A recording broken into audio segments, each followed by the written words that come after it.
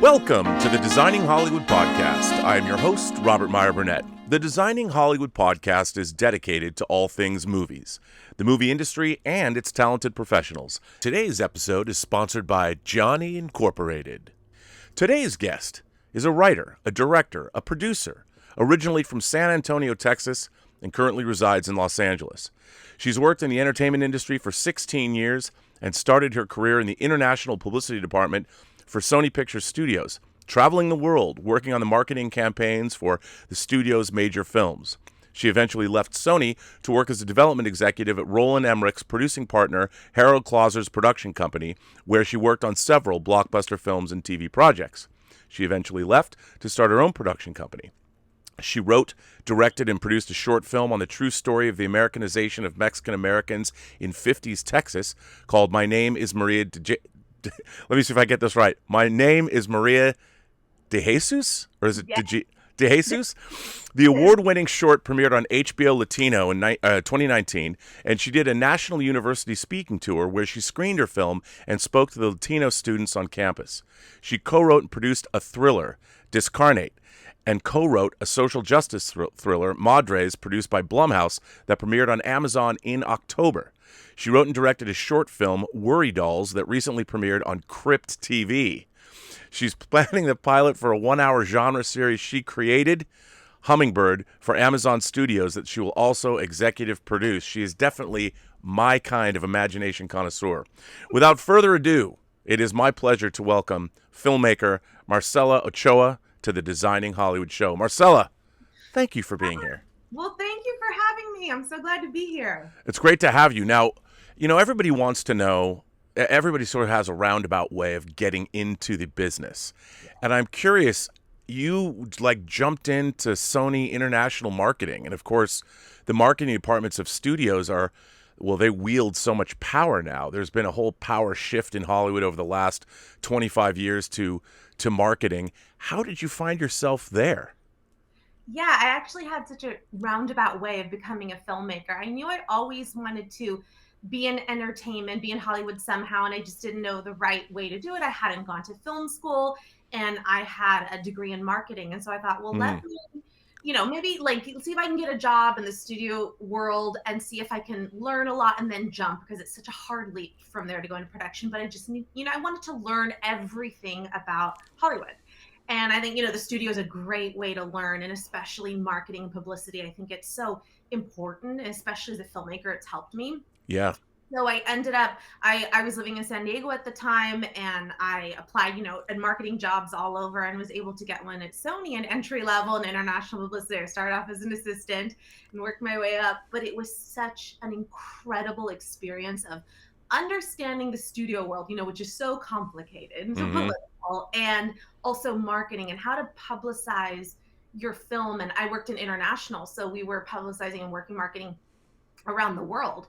So it was fascinating to me of how you open or market something in Japan is not the same way you're going to market maybe over in Spain or in France. And I thought that was incredible. And I was able to go on these incredible tours for the film. When they'd open up, we'd do premieres around the world. So I was in Paris and Rome and London, and I got to see the world in Tokyo, which I don't know that I would ever have been able to do at such a young age. Right. And working with all these incredible actors and film stars for all the filmmakers. So that was an amazing experience. So I had a different way of getting into Hollywood. And then from there, I had done the publicity for, do you remember the disaster film 2012, The End of the World? Come on. Yes. So John Cusack. I mean, the destruction of Santa Monica in that movie is epic. Absolutely. And I love these big kind of end of the world films. So I got to be friends with director Roland Emmerich, who directed that. I was on the publicity on Sony, and I got friends with his producing partner on that, Harald Kloser. And then we just stayed friends. And a year later, after that opened, Harald had wanted to open his own production company as a co-production with Roland. And he's like, we had talked about it. I want to move into filmmaking, but I don't know how to make that leap. And so when he started his production company, we were all good friends. And he was like, well, do you want to come over and help me grow it and learn everything about production? I was like, learn under you and Roland? Of course. It's not even a question. Learn under, blockbuster films? Yes. So it was, better than any film school I could ever have imagined working with them, and learning under Roland and these incredible, action and VFX, and we all lived together in Montreal for 6 months for White House Down with Channing Tatum and Jamie Foxx, And that must have been no fun at all. yeah, it was so boring. It was so much fun, and just learning how it is on set, learning every aspect, and also learning directing, and helping, under them. I would help a lot with the script with them. It was just the most amazing experience. Also, just living in another country, it was fascinating. And French was the main language there, so it was really fascinating. All the signs, everything were in French, and I was picking up French because it was so similar to Spanish. So it was just like this incredible experience that I would never have been able to ever, get to live in another country. It was wonderful. And so I learned, under them, and stayed there for about 6 years, and it was the most amazing experience. And then after 6 years, I felt, I had enough background from the studio, I had enough background from production, and I really wanted to focus on writing, directing, and producing my own content. And so I went out on my own, which is a very scary thing to do. It's very scary to leave a steady job and insurance. That's what I was going to ask you. I mean, I had a point in my own life where I had to do the same thing. I had to make that leap. When you did that, did you sort of mull over this decision a long time, or was it something you're like, nope, it's time, and then you just did it? I had thought about it for a while because I loved working with them, and they were great friends and mentors, but I want to focus on more Latinx content. That's really what I focus on, like strong Latina heroines, and that's important to me. And I knew one day to focus on that, I would have to venture out on my own. And it was just like, when is that right time? And so as I was thinking more about, maybe I should take this leap, my boss Harald and I, we produced the film Discarnate that I co-wrote. And so it was, that was the last project that I did there with him. It's a great title too. Yes, it was a great little experience. It's just this little, film we did. But what was great is I was able to co-write it, able to produce it. I was able to direct second unit. It was all of this experience. And then I felt after that, and we finished it, then I was ready. Almost like, I had gone through that experience. And I talked to Roland before I left, and I said, what's your advice? I could stay here forever with you guys. It's such a fun job. And he's like, you're hard as a filmmaker. You have to make the leap and do your own stuff. Like, yeah. You can't be here forever. Now, I love that you said that you were interested in pursuing Latinx content. And, obviously that's become a huge, the content of various groups and getting their voices out and hearing them. And, you've seen movies like we were talking about, the Frida Kahlo film and the Selena, another film. I recently hosted some cast conversations about the movie Blood In, Blood Out, and then Stand and Deliver. So I've been a huge fan of I moved down from Seattle, and we didn't have a large Latin community, a large Spanish community, and I moved to LA, and I'm like, this is great, because I got to see. I was always very attracted to Latin content, and I'd seen like things like Gregory Nava's El Norte growing up, and which is a fantastic film. But I'm curious now, have you, because of the time that we're living in, have you found it easier to get headway on any of your Latin themed projects? Is it easier than, say, it was if you tried to do it when you first started working 6 years ago? Would it have been as easy? Yeah, it's years ago, because I've been in this industry for 16 years, and even back then the studios weren't really actively looking for this kind of content. And there's just been a shift. I would say even in the last 4 years has probably been the shift.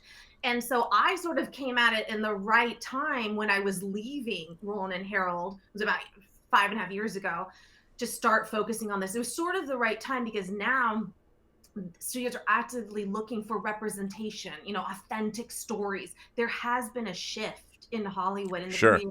And also from us, I think we've been more vocal, my community, of wanting to see ourselves represented in front of and behind the screen. And I think perhaps we weren't as vocal, and there's also been kind of a movement with us lately as a community. So I think it's a combination of also Hollywood taking notice that we need representation. Like we were missing out, we are such a force in this country, the Latinx community, and we show up at the box office. Like we show up for Yeah. horror, of course, horror, that's our number one. Superhero films, action, like we show up. The Fast and the Furious franchise. The Fast and the Furious was just like our favorite community, and it shows at the box office, yet we're hardly represented in these roles in these great films, but we want to see ourselves. And so there has actually been a shift. And I would just say, even in the last couple of years of the projects that I've been able to be working on and write, there has definitely, I don't think even a couple of years ago, they would even have been considered.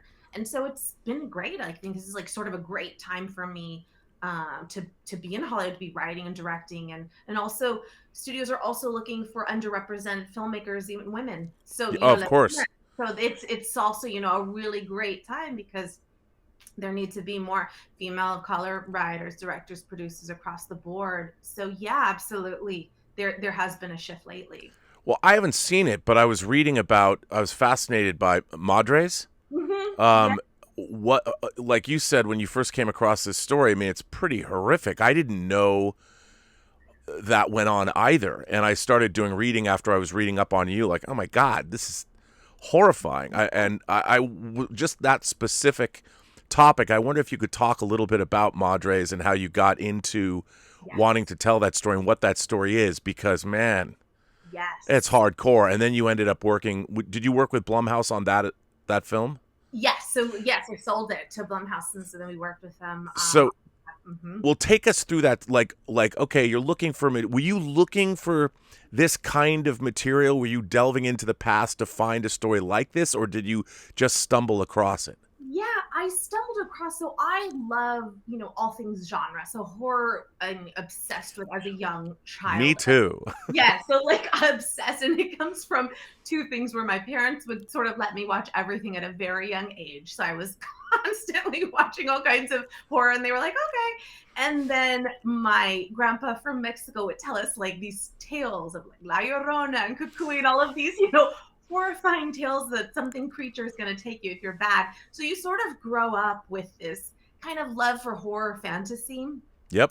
Culturally. So I've always been obsessed, and Discarnate was a horror, and I wanted to do more horror, and I was trying to think of, well, what's the next thing that I want to write? What's the kind of idea? And I remember when I saw Get Out, and I was like, oh, I love that you can do a horror lens for a social justice thriller. Yep. And it sort of just like blew my mind, and I thought like, wow, one day if I ever come across a subject, I would love to do something like that. And then it sort of went in the back of my head, and I never, kind of thought about it again.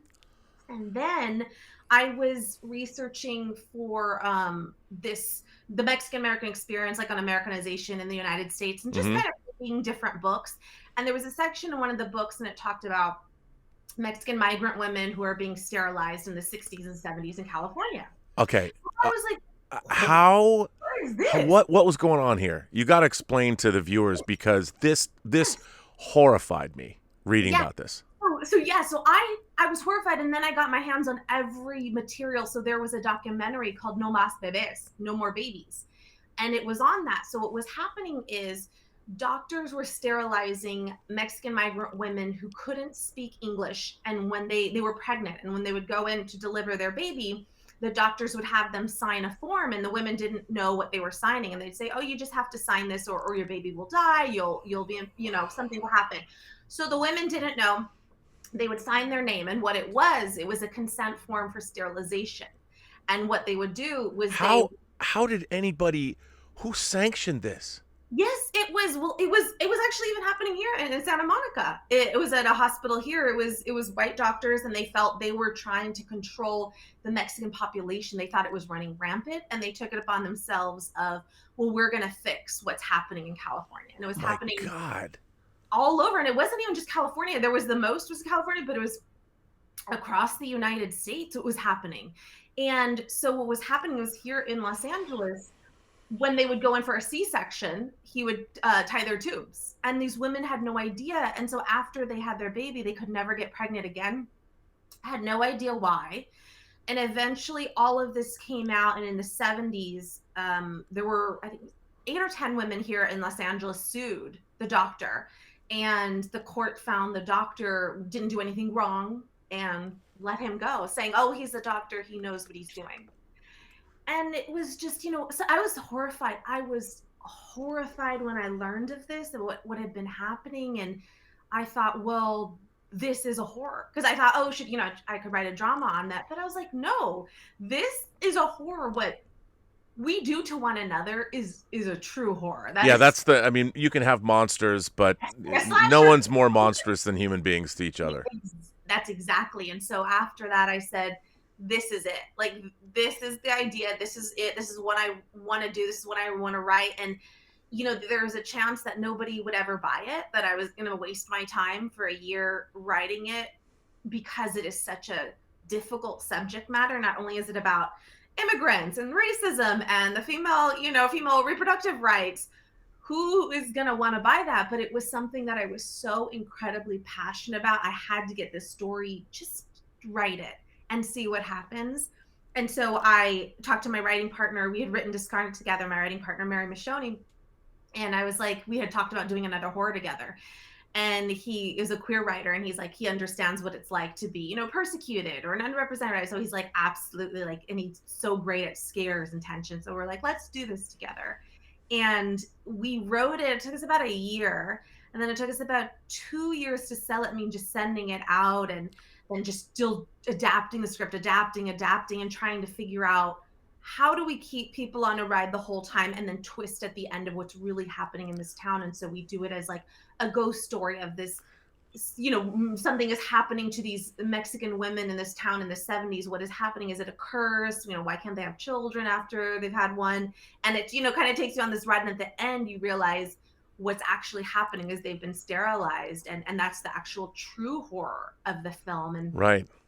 Yeah, and so the process with Blumhouse was, they have a series called Welcome to the Blumhouse, their series. Yep. They are looking for underrepresented filmmakers, stories that we don't really see. They take chances that perhaps other studios wouldn't take chances on these kinds of stories. And so what happened at the time, they were looking for their second part of this series. And my manager sent it to Blumhouse and Amazon, and they both loved it. Because it's like, you never know. They could just be like, no, we don't want to touch this with a 10-foot pole. Right. It's not happy horror. Yeah, and it's like, it's not Latino execs. It's, so it's like, I know if they're going to understand. And I am so grateful to Blumhouse and Amazon. Like, they read it and were immediately, we're like, yes, we're doing this. We want to buy this. Let's do this. And so I was just so honored that they understood, and they understood the importance of the story. So we sold it to them, and then just worked on notes, rewrites and stuff like that with Blumhouse and Amazon. And then it went into production during the pandemic, which I was so grateful that they were able to still film it. It was a very difficult time. They shot it like earlier on in the pandemic, so it was very difficult. And then it was, it came out in October, and it was part of the Welcome to Blumhouse series. And we were so just excited and thrilled and happy to actually see it on screen and see this story that so many people don't know. Like you were saying, we didn't know this happened. No. Horror. No, and I started reading about it. I was like, this can't be real. Yes. And yes, it was. Mm-hmm. Horrifying. Now, I have to ask you, being a horror fan, what are some of the most influential horror films that you go back to? What is like your desert island horror films that every fan or every aficionado, or you personally, what do you love? What are your favorite? Oh goodness. Well, growing up, I think The Shining was probably my favorite film that I saw, and I saw that when I was young. Poltergeist was another. Oh my goodness, another favorite. And it's so funny, my love for horror started, and it's not a traditional horror, but when I was 4 years old, I saw Jaws. But what it's a horror movie. I was like, it's not like your traditional ghost or, but what I loved was the feeling of being scared, like so scared that I didn't want to go into a pool. Like, that's how scared I was. I was like, I know sharks could get into a pool, but I sort of like was obsessed and loved it. And that was the film that I started. I was like, well, I want to see as many as I can because I like that feeling. So that out of every film ever, that's my favorite film of all time. It'd be Jaws, and then Jurassic Park is my next favorite film. But that's what started like the feeling of, as far as horror, it was that film that started. And then I think to this day, one of the films I love, with A Quiet Place, is one of my favorite films. I think how it was done in that. Mm-hmm. you feel so much for this family. And I think it was such an incredible way that it was filmed, it was shot, that I was terrified for this family. That's why I liked it so much. It was like I was obsessed with this mom, with his kids, you know, the dad sacrificing himself. I was obsessed. So I think there's also been a shift over the years, and then Get Out, of course, for the social justice part of it. I like how horror has sort of evolved over the years. It's so interesting. There's like this elevated genre or social justice that we haven't, you know, seen, that sort of shifted over time.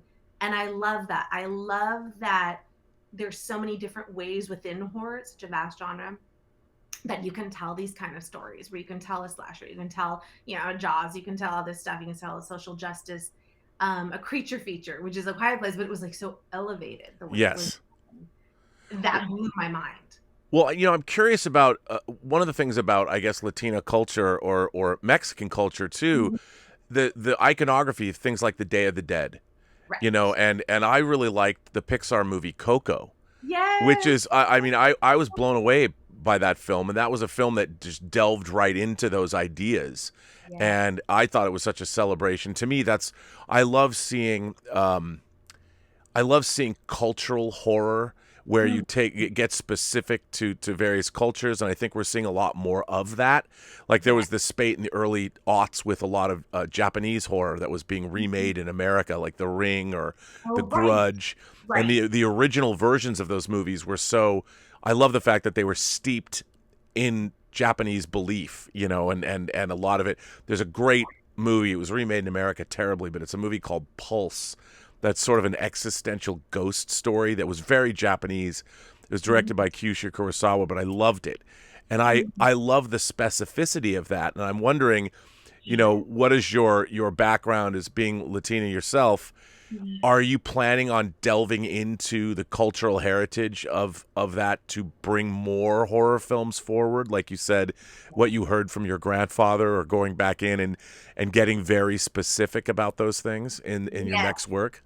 Yes, and that's something that I love, and that's something that I'm working on now. And even in the TV series that I sold to Amazon is going to dive more into that, and more cultural and more backstories and folklore, which I'm obsessed with our folklore. And we have, oh my goodness, we have so many stories and legends that can be told. And there's only, you know, a few that I think the general public, you know, maybe know about, that are the popular, but we have endless. And so that's something that I love and I'm obsessed with. And yes, I loved Coco for that, of the specificity of bringing our culture to you know, the whole world, which some don't know, but they loved it. They're like, we love how you guys celebrate Day of the Dead, and it's not a sad thing. I was like, no, it's a celebration. Like there's a lot of ways we view death differently, and it's a celebration of like life and remembering. And I love that. And so I'd love to bring more of our legends, our folklore, our culture, but to make it mainstream. So, you know, like it doesn't have to be all like a stereotypical movie, or the specificity of like, you know, racism or Americanization or something like that, but just a very mainstream, available to a wide audience, but can also have our folklore in it, and, you know, our characters as the heroines. So I'm trying to find that balance where it's not alienating a whole audience. You know, I want it to be a very broad story for the world, but also explain, you know, our folklore and our legend. So that is something that I'm working on with several things that I'm writing, and I'm excited. I think it's great timing for it. Yeah, absolutely. You know, I recently watched the Forever Purge, which was, you know, part of the Purge series, but it was talking about migrants and the border, and it was directly addressing those issues that we've been seeing, you know, what's been going on our southern border for the last years. And it was, you know, done in a horror context. And I think that it makes it easier for audiences. You're actually broadening people's horizons, even though you're giving them a horror film. You know, it's a way in to deal with those. Science fiction, fantasy, and horror has always used social issues, but because they're presented in a horror or sci-fi context, it's easier for people to digest them. You're not beating them over the head with your social justice. And that's what would be a thought, you know, first with Madres, we're like, well, I just can't do a drama just about, you know, an hour and a half of sterilization. I just feel like, you know, like, I just can't. Like, I feel like people aren't going to watch it. People are going to turn away. But if you do it in a horror with a social justice thriller, and then at the very end, you've kind of educated them, it is a different way, and it's also accessible to a wide audience. And so I love stuff like that. I love sort of blending horror with things we haven't seen before, like that kind of subject, and like our folklore, like our legends, where, yeah, you're not sort of, it's not an after school special. You're not beating them Right. over the head the whole time. But in the context, you will learn something in the end. And it could perhaps, what I love is sparking conversation after it, where it stays with you. And a lot of people had told me after seeing Madres, it's like, we talked about this with my friends. We are like you. We researched it. We couldn't believe it, and it stayed with them for a long time. And I love stuff like that, where you don't just leave the theater and you never sort of think of that film again. Something that sparks conversation. I think that's incredible. No, absolutely. And I look what happened with Get Out.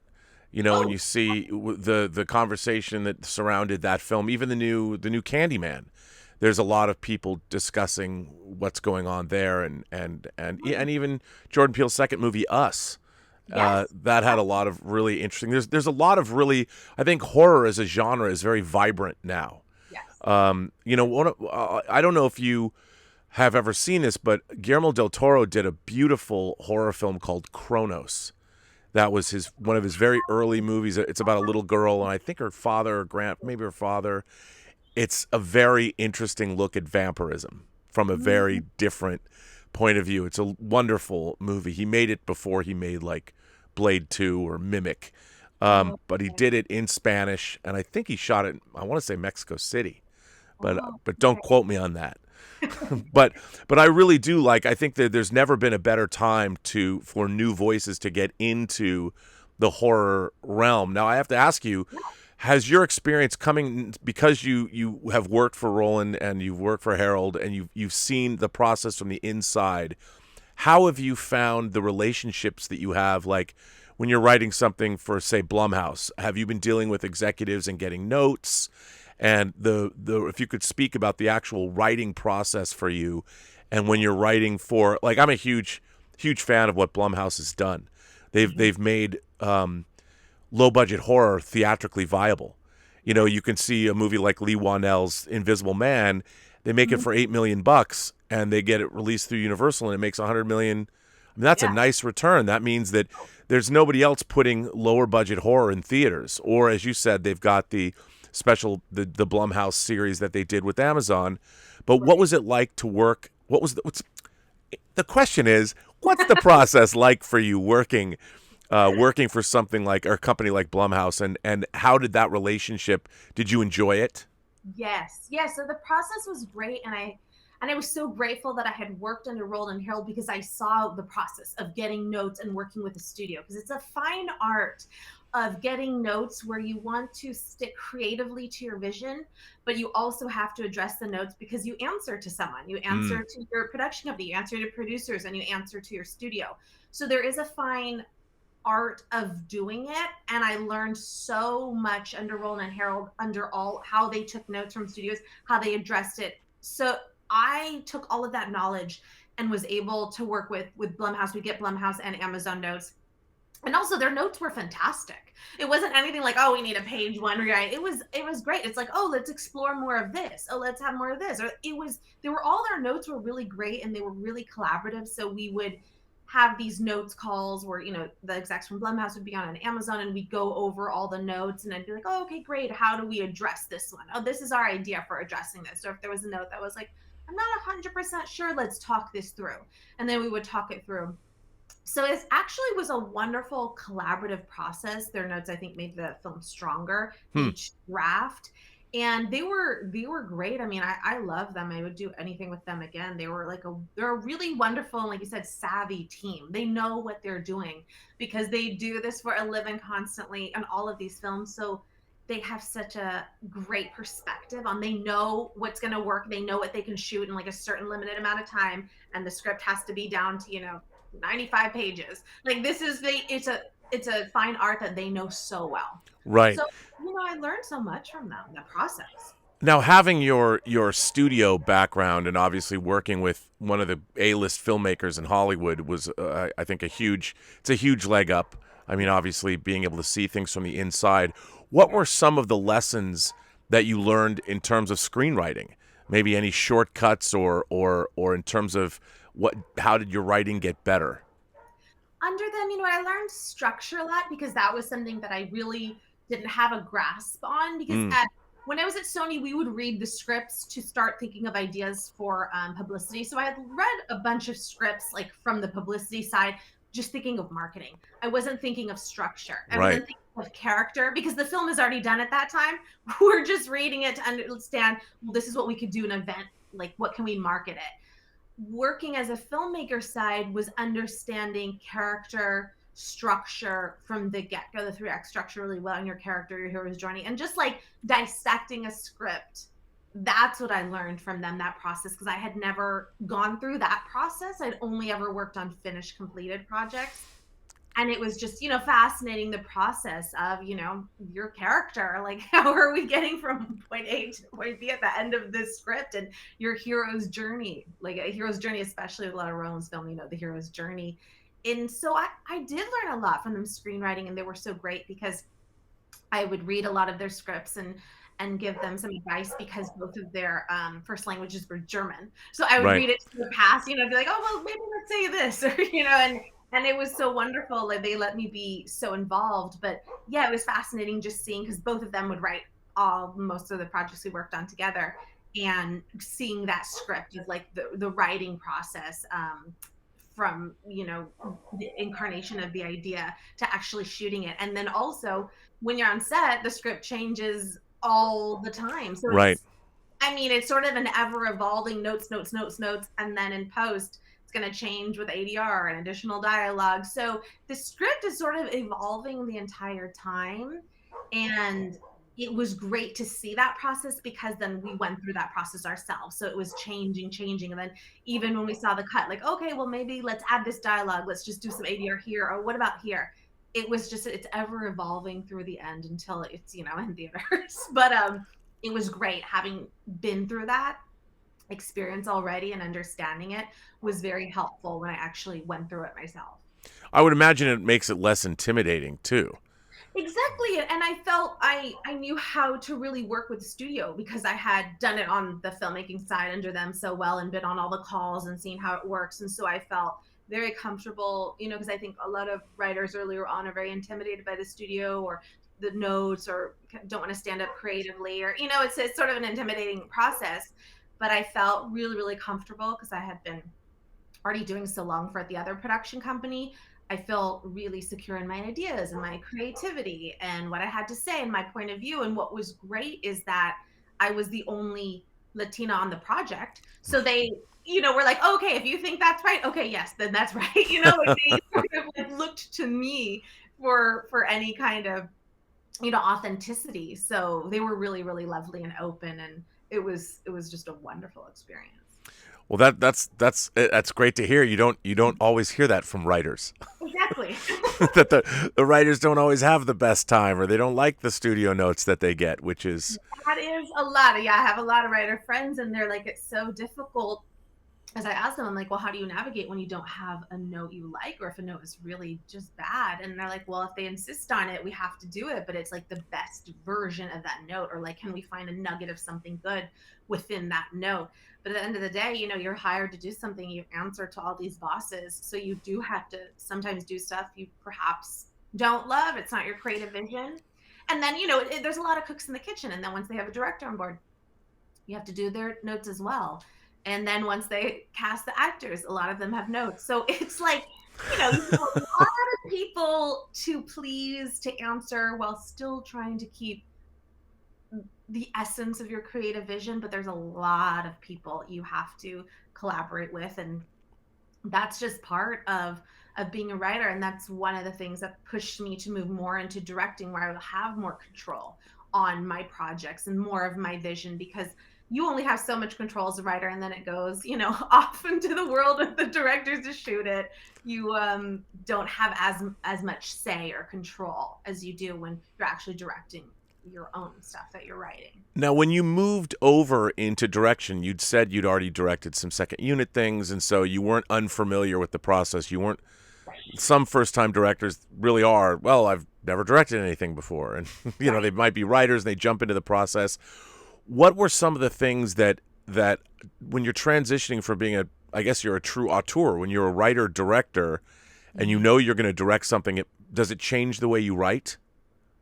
If you know you're going to direct what you're writing? It didn't, because even when I write, I have the vision in my head. It just maybe when they direct it may not be exactly how I would have thought it, but it's still, the vision is there no matter what I write. It's just when I direct, it comes out exactly how I thought it when I put it on the page. Oh, that's good to hear. That's sort of the only difference, because it's like someone can read the same page and 10 directors can shoot it 10 different ways. Yes. And none of them are right or wrong. It's just a different vision. And that's okay. But when I'm writing something, I know that scene is going to come out exactly how I envisioned it when I wrote it. That's the difference. I love hearing that. Now, when your process as a director, do you storyboard? How do you begin? Obviously, I've tried to explain this to many people that one of the great things, or I think one of the most important things is the more pre-planning that you do before you get to the set, that you really have an idea and a methodology of how are you going to make your day? How are you going to shoot this film? Right. And I think the more, you can never over-plan something, as long as you always allow for, if an actor does something in blocking that's like, oh yeah, let's do that. The more pre-planning you do, the more you're able to just be like, oh, we'll do that. That's great, because you already know what your plan is, so it leaves you even more open to beautiful mistakes or suggestions an actor has on the day. But talk about your process. How do you plan directing? How do you plan doing a scene, for instance? So for the 2 shorts I did, my first short that ended up selling to HBO, it was a drama. And so for that one, I didn't storyboard, because for me, like, storyboarding is when there's like a lot of action, and like I did storyboard one for my horror Worry Dolls because there was like a jump scare, and I just really needed a storyboard and figure out like, how is this scare gonna work. But for the drama, I didn't storyboard. Everything was sort of straightforward with that drama. It was like an 18-minute short, it's just a drama. But the prep that I went into was with my first AD and my DP. And that was just all the prep of like, let's go through our shots scene by scene by scene. This is how we're going to make our day. So it wasn't storyboarded out, but our shots were, very specific down to the time, because we only had 2 days to shoot that. And it was just really, really tight. And we had a lot of kids, and, it's so difficult, when you're shooting with kids, and then we had the on-set teacher and the parents. So it was, you can't go over the time. There's just a lot of more difficult things that it had to be planned out so well. So going into that short was extremely prepared because of the limited amount of time, and because I was working with children. It had to be, I couldn't really go over like a minute with them, with these kids. Yeah. So that one was very, very, very, very planned out. And then for Worry Dolls, that was shot during the pandemic. So it was very limited crew. It was harder because, at least for my HBO, it was before the pandemic. I had a lot more crew. This one was just very, very limited crew. Only the essential people. A lot of us were doing, 5 jobs. It was a little bit harder with that. And since that was a horror and there is a jump scare, I kind of storyboarded out, how does that work with the scare? Sure. Because it was just, I needed to really say, with scares, it's just like, you really want it to work, and it's just a little bit more difficult. And that one, even on the day, things changed. It didn't work, and this scare wasn't working. We changed it on the fly, and it was, we just needed to want to get the shot, but we were running out of time. And so everything kind of changed, and then it all ended up working out in the end. We were like, oh, that one we did on the fly, okay, that scare worked. So sometimes it randomly works out on the fly, but every set is different. And when I was working with Roland, they would storyboard, because of course it's all these big action sequences. So those big action sequences really need to be thoroughly storyboarded. And what they did was previs, where it was actual, like the video image of what, computer image of actual the scene and looks. And I think that was such an incredible help doing that pre-visualization. So on things that I eventually would love to get into, of like superhero movies, action movies, something like that, yes, I would go through that process on those kind of bigger, intricate scenes that call for that, where you really need to be prepared for those type of big scenes. Well, like you said too, that you brought in the first AD as well. A lot of people don't. Was that something to involve the first AD? Was that something that you learned being on the sets of, say, Roland's movies? Yeah, that was something where I knew like it was just so important because they just need to be there. They're the ones controlling like the timing of this shot of like we need to move on. Like they're such a big important part. And so it was something, yes, that I learned with them. And it was just really those meetings of me, the AD and the DP, all of us together. And it just made it so much more smoother. No, there's nothing. There's not a more potent combination to make your day than to have the DP, the first AD, and the director all in sync, Yeah. because the first AD is obviously anticipating where the next setups are going to go. The DP has to know where to tell his people to start hanging or putting up the lights, and it moves everything along. Yes. And there's no better allies to have on set than the DP and the first AD working with you together. So that was a very shrewd thing that you did. I think a lot of new filmmakers don't quite get that, and that's obviously Right. something that your experience was able to bring to you. So that's very fortunate. Exactly. It was like so much experience and being on set, these, $200 million films, like you learn so much. And even though they're giant films, you still can apply them to a little short that I did or to Absolutely, 100%. exactly like everything that I learned and I applied. It's just a very smaller scale, a smaller crew. It's not a giant green screen, but everything can still apply. And like we have to make our days, can't go overtime. I No, couldn't afford to go overtime. It was like my out of my own pocket I was paying for this. So you have to be very strategic and make sure you're getting the right shots that you need for editing. And I worked with so much I sat in editorial a lot on Roland's films, and I think that was an incredible experience because a lot of time he shoots for the edit and he knows what he needs and he's not going to overshoot.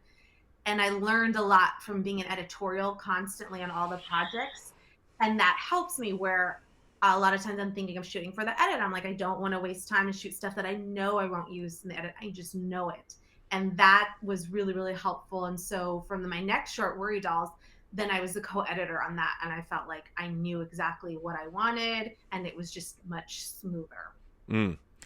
So where do you see yourself going next? Like you mentioned comic book movies, you're going to do more horror films. Do you want to do, like, one of the things about Roland Emmerich is he's always been sort of on the cutting edge of technology all the way back to when he was Oh, making, I think was it Moon 44 was one of his very first movies before he came to America, and yes. then doing Stargate and Independence Okay. Day.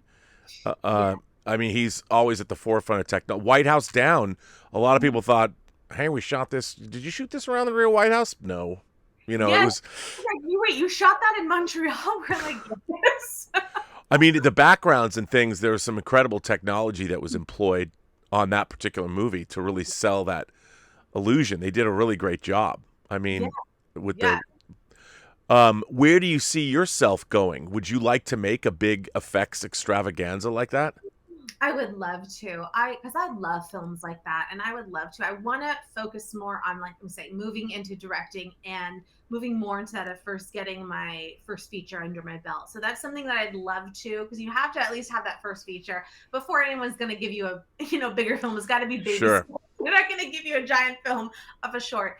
So I want to focus on that, on directing more, maybe doing like a smaller indie film, and then eventually, because the films that I love are action. I mean, one of my favorite films is the Jurassic Park world, or my favorite are the Marvel movies. I mean, I'm obsessed with them, and now look at everything Disney Plus has coming out with all those incredible TV series. So I was like, I would love, or even the Star Wars universe. There, those are the films that I love, that I loved growing up on, and I would love to get to one of those, like, eventually. I know I need to just put in my time on the directing front, but that would be my ultimate goal. Or even directing one of like a cool horror film that I write, something like I want to move more into like all genre of horror, action, superhero. Those are the stuff that I love, but I would love to be at the point where I can cast people that look like me in front of the screen. And that's where I would love to be when I get there, is having that power of being like, well, let's just make this,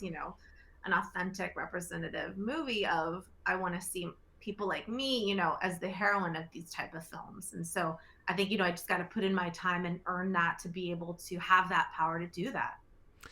Yeah, I mean, absolutely. That's another thing to talk. If you could talk a little bit about, obviously, representation is a big deal now, and the conversation, a long coming conversation, is being had everywhere, and there is more representation. I mean, it's really exciting. It was exciting for me to see like the beginning of Robert Rodriguez's career when he was making El Mariachi and then he made Desperado. I love those movies. Yes. You know, and I mean El Mariachi, I remember being knocked out by that because of the camera work and the way it was done. And he did it on, $8,000, but he had such verve and there was such a unique way of shooting that movie that I didn't think something like that was possible on that budget. But he also, he's a Texas filmmaker. And he was definitely injecting those movies with his Latino culture. They were a big part of what he was doing. And not a lot of people were doing that. And he was putting in actresses like Salma Hayek being Satanica Pandemonia in Dusk Till Dawn. I mean, come on. Who doesn't love that? Right. So I mean, how do you, I guess, how do you bring that voice to your work? And what is it you'd like to do in the future to make these kinds of movies? Because it's not, I don't think anybody, you don't want to preach to people. You want to and that's a great thing about science fiction, horror, and fantasy is like a movie like Get Out. You're enjoying it so much you forget. I mean, obviously the message is pretty obvious, but it's still, I don't think anyone ever feels like, well, I'm being preached to when they watch Get Out. They're like, this movie kicks ass. Right, exactly. What I want to do is also just mainstream, where I feel like if I do a superhero movie, it doesn't have to always be about assimilation, racism, and all those things. Like, it can just be a really cool superhero movie, but a Latina is the lead, or Latino is the lead, where it doesn't have to always be the specificity of like so many things in our background. It just, like, one of my favorite films is Spider-Man to the Spider-Verse, of how they did that. So good. Afro-Latino kid, but it was just still a great movie. It didn't have to all be about him being Afro-Latino. It was, his parents spoke Spanish sometimes. It was great. And it was just a great movie. That's the kind of stuff that I eventually want to do, where I get to that point where I can just cast who I want to cast in front of the camera to make us more just like change the narrative, where we're just represented and we're not so stereotyped.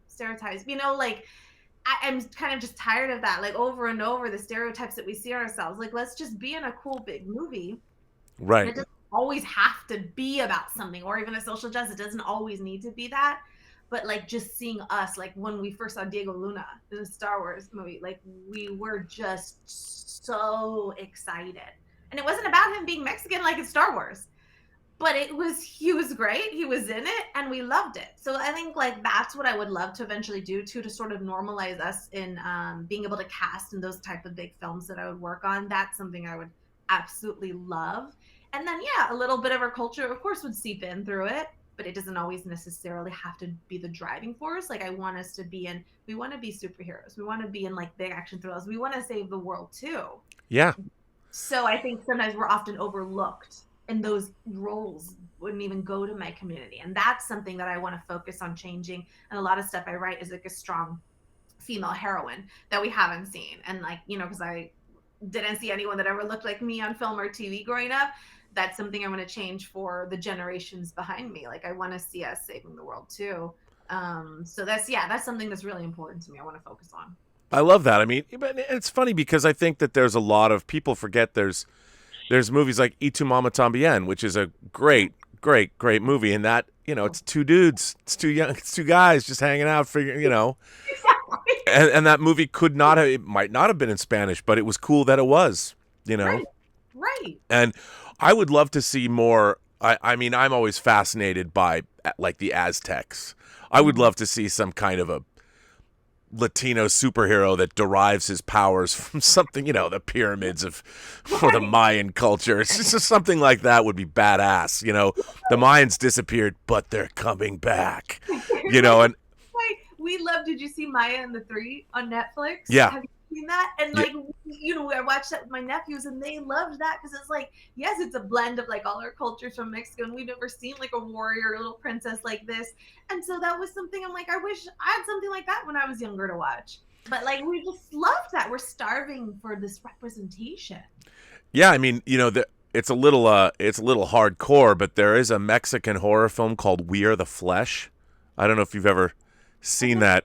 No. I don't know if I could necessarily recommend it. It's pretty explicit in terms of its sexuality, but Mhm. it's also insane, and it's beautiful to look at. I actually have it on Blu-ray, and it again, that was a new filmmaking voice I was unaware of. Like, wow, well here's a Mexican set horror film that certainly surprised me when I watched it, When and was that? I want to see more of that. You What know, was that? what's that? What year was that? I want to say 10 years ago, Oh, maybe. I've never heard of it. We Are the We Are Flesh. the Flesh. It's it's not very well known, but the people who've seen it are like, "Oh yeah. Yeah." I mean, it, Okay. you I'm in. should go in. It's put out by Arrow. Arrow's a great home video company. They release it, but if you watch it, know that it gets pretty explicit both in its sexuality and its violence, but it's something. Go in cold, because I didn't know what to expect when I watched it, and I'm like, what is this? And when it was over, I'm like, this was great. I love those are the best experiences, I think, when you just don't know what you're getting into. No, it's but that's why I think it's vibrant, and having three great like Inarritu and Mhm. Guillermo del Toro. I mean, the triumvirate. You know, Yeah. it's great to see like more Mexican filmmakers who aren't just Mexican filmmakers. They're now Academy Award winning directors making best pictures, and they're Yeah. bringing Pretty big films. Exactly. Like that's what I love. And that's what I would love more for, the Mexican American side here to do that as well. Like I oh think yeah. they open the door for so many opportunities. And now I think like, okay, well, it's also time for us to, be at that level and us to shine. But yeah, their work is incredible. I mean, I love Del Toro. I mean, Pan's Labyrinth changed my life when I saw that. He's just brilliant. He's just brilliant. And he has such a love and respect for the genre. I mean, he's just so knowledgeable. Do you read a lot of horror? Like you said, The Shining is your favorite horror film. Do you read Stephen King, or do you read any horror authors? I don't really. I usually just watch it when it's like on film or TV, but Sure. I don't read a lot. What I've been reading a lot lately is trying to find, some IP or like books to adapt, kind of Latino authors Mm. that is either genre or like fantasy. I would love to get into more kind of fantasy because I love all that magical world. Like Harry Potter, we were obsessed with. We're like, we need, we are there in Harry Potter. We're not represented, of course. So it was like, but we like fantasy stuff like that too. So that's what I've been looking for like lately is what kind of IP like that. But I don't read too much horror. Maybe there's a like a Hogwarts, but like maybe it's in Central America somewhere, and we just haven't seen that story yet. That it's in the same universe. I mean, somebody's got, and you find out that there are different academies. Like there's an academy in say in Central America or South America. Then there's one in Asia. We just haven't seen them yet. So, Exactly. Like, I was like, we should exist in this world. We love all that magic stuff. Like, we're obsessed with that in all of our countries. So, yeah, like, I would love to find something magical, something magical realism. The Latin countries, we're obsessed with that. So, yeah, I mean, it's I grew like reading stuff like Love in the Time of Cholera, or the yes. magical realism books. It seemed like some of the best of. I read there was a guy named Carlos Castaneda who wrote these like the Yaqui way of knowledge back in the 70s. They were kind of books that they were a I little odd. his books, yeah, it was about like becoming a Nawal, like spirit animal. And Yes. he would like go to this other world, like through his body. Yes, I read some of his stuff. There's Yeah, and I didn't know what it was. I mean, I don't know if that would be the best thing to adapt, but I do think that there's some, like you said, there's so much rich culture, and to combine it with horror, I think is it's a natural thing to do. Exactly. So, Exactly. So, yeah. well, let me ask you this: now that you've embarked on this journey, what advice do you have for people the women that are going to want to follow in your footsteps? How do they? I mean, not everybody obviously can start marketing at Sony. Right. So what advice could you give to people? So what I learned a lot was you learn so much by working in the industry. So one of the things, because like we would have interns when we was at production and they would be coming out of like USC school, but they couldn't find a job anywhere. And I was like, well, you have to actually like earn your way up. Yep. And if you're going to have to start as an assistant and work your way up. So my advice would be try and work as an assistant, either for a producer or director or something. You learn so much if that's what you want to be as a filmmaker, or if you want to be a writer, then a writer's assistant or a writer's assistant in a writer's room for TV is fantastic. But you're going to have to start at the lower level. All of us do. Mm-hmm. But I knew people that were filmmakers that didn't start in the industry and had a very hard time breaking in because they didn't have connections. And one of the things that was important to me, I networked, and then I knew so many people in the industry. By the time I left and came out of working production, I knew so many people. So one of the things I think is important is to get a job within the industry, either at a production company, for a director, for a writer. You learn so much just from them, just from writing or directing. That is really, really important. And I think also, if you're a writer, submitting to all like the festivals, the screenwriting contests, because one of the things is if you don't have a rep, if you don't have a manager, an agent, nobody is seeing your stuff. And so I know really talented writers that don't have reps, and they cannot get a rep to save their life. It's so incredibly difficult, and they're so talented. No one is seeing their stuff. Mm. So one of the things is hone your craft. Like, you've got to be great, especially being like a woman or a woman of color. You have got to be excellent at your stuff. And so I, practice your craft, have that line of scripts if you're a feature or if you're TV ready to go. But I would submit to festivals, work in the industry, network is huge. Any like networking event you can go to. I knew like a lot of assistants that started off with me, years ago. They're all execs now, all over the place. Right. So I still know them, and they're still friends. So your assistants, you never know who's going to be, rising up the ranks. Networking was a huge part of how I got places, was, how I got a manager. It was just networking. My short was at a festival, and the manager saw it, so it was just like, really, nowadays, if you want to write, take the time, write. If you want to direct, shoot something. We cannot wait to be given these opportunities because no one is handing us any of these opportunities out. So it's like creating a lot of the stuff for ourselves and be undeniable. I agree with you. I mean, it's funny. I hear people talking about, well, it's so difficult to get in the Hollywood, the film industry. Well, it is, but no one's stopping you from making a movie. Oh, yeah, exactly. That's why I was like, I just, put aside my own stuff, was shooting my own shorts, writing my own stuff in the downtime while I had a full-time job. You have to, you just have to. Nobody was going to hand any of that to me. And it wasn't handed. And so you do have to earn it. But, just because it's really hard to do it, yeah, it is a difficult job, or else everyone would do it, of course. But the rewards are incredible. It's incredible what we're able to do. No, absolutely. And also, there's so much I can't. I've made films myself and taken them on the festival circuit, and there's nothing more gratifying than going to a horror themed or a genre film festival with your genre movie and showing it to an appreciative audience. Oh yes. Oh, that's how I felt with Worry Dolls, and it was shown here at the Los Angeles Latino Film Festival, and it was one of the first times I think I'd been in a theater, because it was back in May or June, I think, when we premiered it. And it was just, an entire horror audience in the horror block. And it was such a wonderful feeling, and seeing something you worked so hard, and everyone had shot during the pandemic. So it was all these like really hard stories of how they even shot this little film. And so like we were all just so grateful to be there, to be in a theater, to share it, and with also like an audience that just loves it.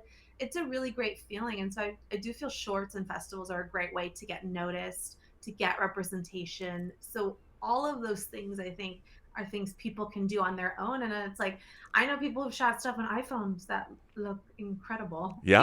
Like now it's like the time has changed, where if you want to shoot something, like now it's an easier time to be able to do kind of content like that. No, absolutely. I mean, there are movies like that Tangerine, that film about that was shot on iPhones. Yes. And there's no reason why, and you can even get lens packages for your iPhones. And now with the new iPhone 13, yes, those are really sophisticated cameras that are in the palm of your hand. You get 2 or 3 of those, shoot multi-camera setups, Right, exactly. You can have one slick looking movie. Oh my goodness, yeah. So I think times have changed where we can't just say, I can't do something, no one's giving me opportunity. I think we have to create our own opportunities, because nobody is handing stuff out in Hollywood. That just doesn't happen. No. If you work your way up and you earn it, things will happen for you. I really believe that. Well, I think your advice about doing like my first job, I was the art department assistant on Texas Chainsaw Massacre 3, Oh my God. even though we shot it in Valencia. Never went to Texas, but it was something. I wouldn't have given that up for the world. I learned more working in that summer. I think I was on that movie for 10 weeks, and I learned more. I would do anything. I would stay. Do you need me to get coffee? I think people have this idea that they're going to be, well, I'm just going to come out of school and be a producer. Well, that's what it was like, the interns that we got. And I was just like, no, oh man, you have to put in your time. Like it takes time, and you also have to learn the industry. Like film school can only teach you so much. And like they're great. They were really knowledgeable about technical stuff, but it does not teach you the real world of what it's like to be on set, what it's like to produce, what it's like. That doesn't teach you. Only your experience teaches you that. And so a lot of interns came out and they were really upset that they didn't have, they weren't producing a film like day 2 out of film school. Right. That it doesn't work like that way. Like in this industry, I didn't have some big, university degree or some great film school, but I worked my way up in every aspect. And I was like, a lot of times it's your experience that helps you here. It's not that you went to some amazing fancy school. No, as a matter of fact, a lot of people that I did go to film school with never went into the film business. I've met people like that too, and I was like, oh, and they're like, we have this huge bill we're paying back, and if the rest of our lives are the school loans, and they were like, and we never used it, and they did something else, and I was like, yeah, that's what I've heard from a lot of people actually. Yeah, I mean, it's a tough road, and it's not getting any easier. Yeah, it's not, because you're not only up against people who are here living in LA, it's, across the world, like everyone, you're buying for everybody. It's filmmakers everywhere, and it's difficult. And so one of the things I always tell people is make sure you have a steady job, like, because it is difficult to be able to follow your craft, your art, because sometimes it doesn't pay until you do hit it big, or you're actually able to make a living off that income. It's difficult. So a lot of times you do have to balance a full-time job while you're trying to do your art on the weekends or at nights. I mean, I did that for many, many years. It's funny, a director friend of mine who's director of some note. He's been working in low-budget films for a long time. He's also produced a lot of things. He said to me that, we've all become professional hobbyists because we can no longer, we'll make movies, but they're not going to pay our bills at the levels. I mean, unless you're at a certain level, you've got to figure out some other side hustle while you're making your movies now. And he's not wrong. It can take you 2 years to get a project off the ground, if not more. Absolutely. Like, that's how I felt when it took 2 years to sell Madres, and I was like right at the end of being like, well, I guess I'll have to just move to San Diego and live with my sister. I'm not going to sell anything. I'm not going to have any money. Like, I don't know, like everything is just, I shouldn't have left Roland, like it was just everything, it was like a week before I think I was going to stop paying rent and move. And then I sold it, and then everything sort of just changed and doors opened. And now I'm writing a film for Paramount. I'm writing one for Universal, and then I sold my TV show to Amazon. It shifted, but I was at that very low point of like, I can't afford this rent, I can't afford my car payment, I can't afford health insurance. I didn't have health insurance. Like, it's not easy. It's very hard, and that's why a lot of people give up and leave. And it's understandable. It's very difficult. But then it's like, once you have one thing that can kind of hit and then snowballs, it's amazing. It's an amazing feeling. I mean, once you're in the club, Exactly. That's what it is. And then it just takes that one project, and then all of a sudden, all these doors open for you, and every studio wants to meet you. And that's sort of what happened. And that's why I think I'll be forever grateful to Blumhouse. It sort of just kickstarted this like journey for me that has just skyrocketed in the past year and a half. But you had to have done the work. You put in the work. You found that interesting story. You knew, you recognized that as the basis of what could be a terrific idea for a horror film. Then you made it happen.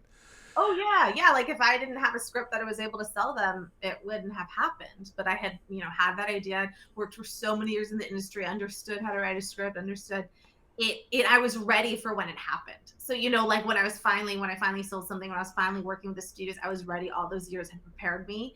And then I was ready for all the stuff that have just now come. Just like, I'm so extremely busy, but I was ready for it. I'd put in so many years in the industry to now be here, and then to be able to, what I would hope, is help people behind me. When I get to that point where my name's bigger and when I have the power of my name to greenlight other TV shows, just as, as a producer, that's my goal, is like, well, who can I look back at and help, that could come after me. Well, listen, can people find you on social media? Is there anywhere people can follow for your adventures and your new projects? On Instagram, so it's just my name, Marcella Ochoa, and Facebook as well. I'm not on Facebook as much, but Instagram, I will post a lot, and especially about all my projects and everything that I'm doing. And then my website is the same, just marcellaochoa.com. And what do you have coming up? Well, first of all, people can see, the Blumhouse movie, is it still up on Amazon? Yeah, so it just premiered in October, and I believe it's there for 2 years. I'm not 100% on that, but yes, so they can still see Madres. They can see Worry Dolls. That's on Crypt TV on their YouTube channel. So you just type that in. And then the stuff that I have coming up, I'm writing a film for Paramount. That's a really fun supernatural thriller. So that, I guess that would be like 2 years from now. I guess that would come out. It hasn't been shot yet. And then I'm writing another feature for Universal, just in the early stages. And then my TV series Hummingbird for Amazon, those are in the early stages too. I'm writing the pilot right now. So I feel like in a couple years, it'll just be all of these things coming out.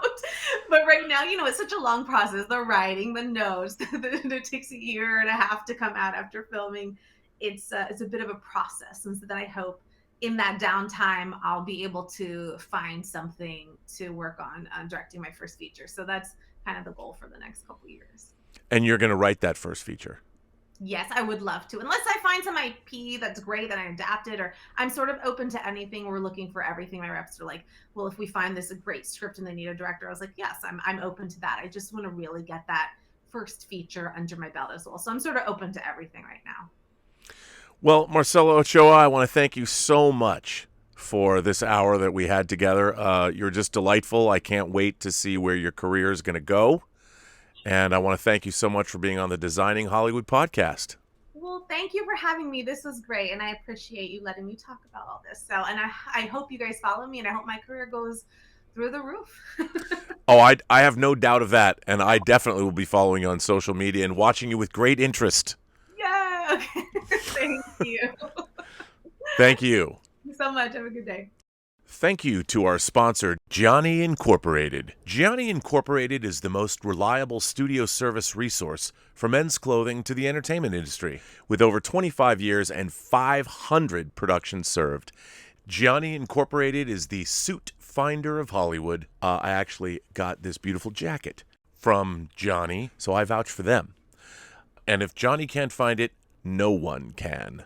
Thank you to our guest, Marcella Ochoa. What a delightful conversation that was. Thank you so much. Very much appreciate it. Everybody should go see Madres. A very special thanks to our producer and founder, Martika Ibarra, and co-founder, legendary costume designer, Marilyn Vance. Thank you to all of our viewers for tuning in, and be sure to subscribe to our YouTube channel and hit that notification button.